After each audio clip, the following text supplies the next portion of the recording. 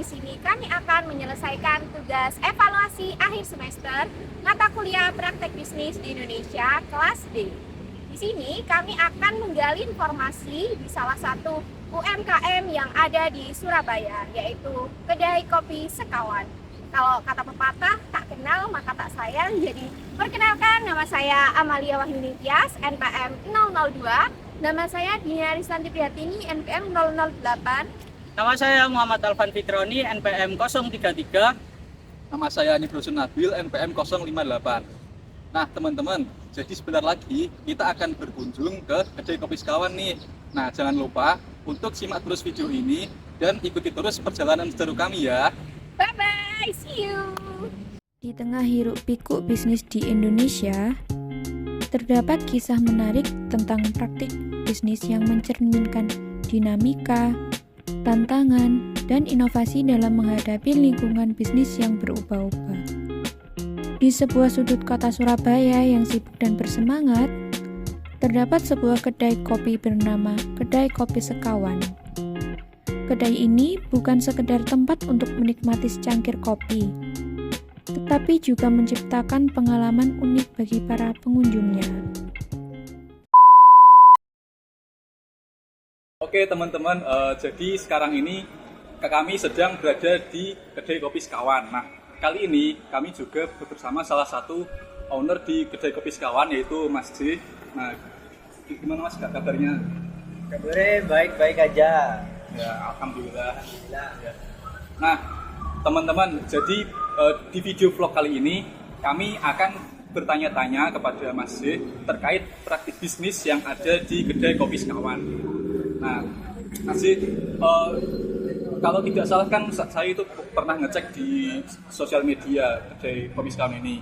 Nah, kalau tidak salah kan itu Kedai Kopi Sekawan ini mulai buka itu nggak lama kan ya, maksudnya baru beberapa minggu gitu. Nah, saya itu penasaran bagaimana sih awal mula berdirinya Kedai Kopi Sekawan itu? Awal mula berdirinya dari ide-idenya teman-teman sendiri sih. Nah, udah temenan lama ya, dari SMP, terus akhirnya bikin ide lagi FOMO-nya Kedai Kopi Tiam. Terus kita survei hangout semua bareng dan lihat kok Kedai Kopi Tiam itu lagi naik daun. Terus habis gitu FOMO-nya juga lagi bakmi juga lagi viral juga. Terus akhirnya kita memutuskan buat gimana bikin ide buka usaha, buka lapangan kerja atau UMKM juga yang lagi FOMO-nya lagi naik. Gitu sih. Sebelumnya kedai ini bukan kedai kopi Sekawan ini bukan kedai kopi kayak gini. Dulu kedai arang. Dulu kedai arang, jual sate-satean. Akhirnya nggak keurus karena kesibukan masing-masing. Akhirnya udah ditutup dulu aja sementara. Akhirnya bikin ide baru, bikinlah ini. Soal juga di sekitar sini masih belum ada kedai kopi kayak gini. Ya ada sih mungkin, cuman harganya kita bersaing.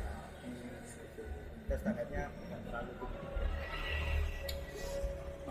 Baik Mas, terkait produk-produk yang ada di Kedai Kopi Sekawan ini kan ada banyak ya Mas, tidak hanya kopi aja tapi juga ada berbagai varian menu minuman dan makanan. Nah, bagaimana sih Mas J dalam melakukan pengembangan produk sehingga produk yang ada di Kedai Kopi ini itu dapat menarik konsumen?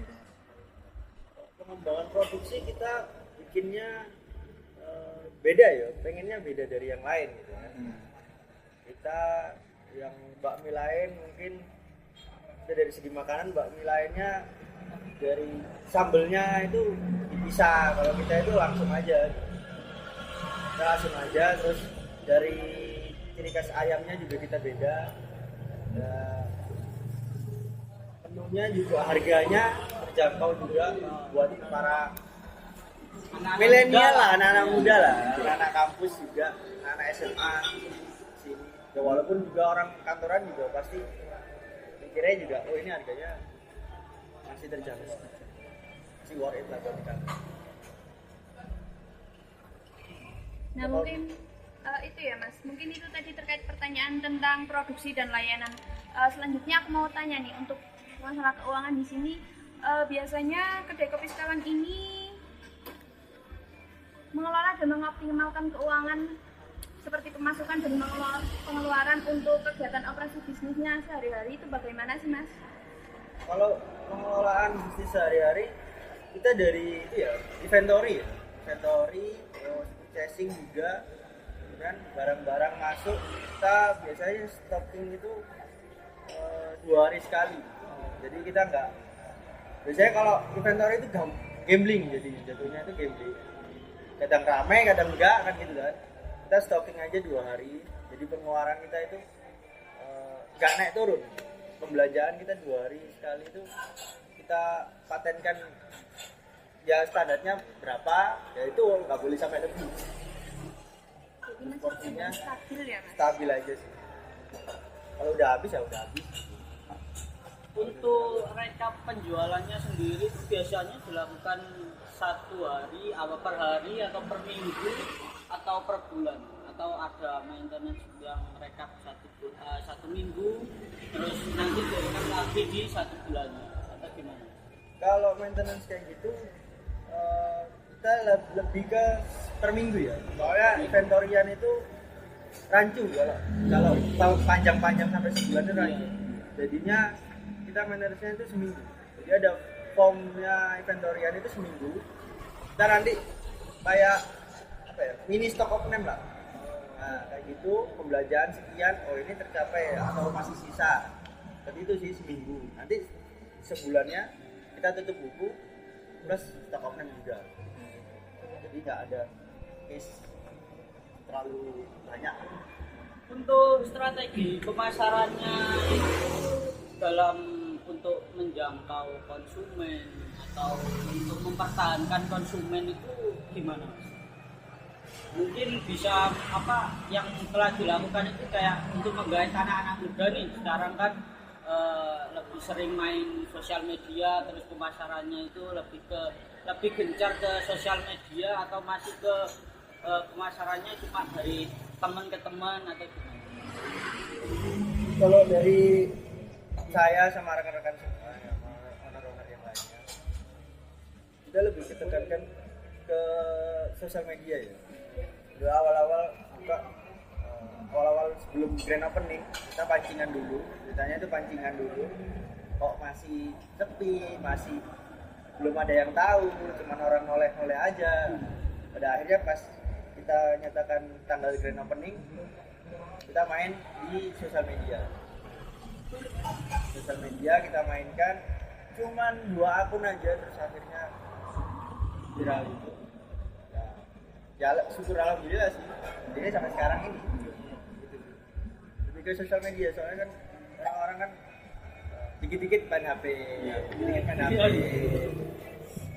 Iya Mas, sekarang ini kan digitalisasi kan udah mulai ramai nih ya, baik di kalangan UMKM ataupun bisnis. Nah kira-kira digitalisasi apa sih yang sudah dilakukan oleh kedai kopi sekawan ini sampai saat ini? Kalau segi digital sih kita ini aja sih, promosinya aja sih.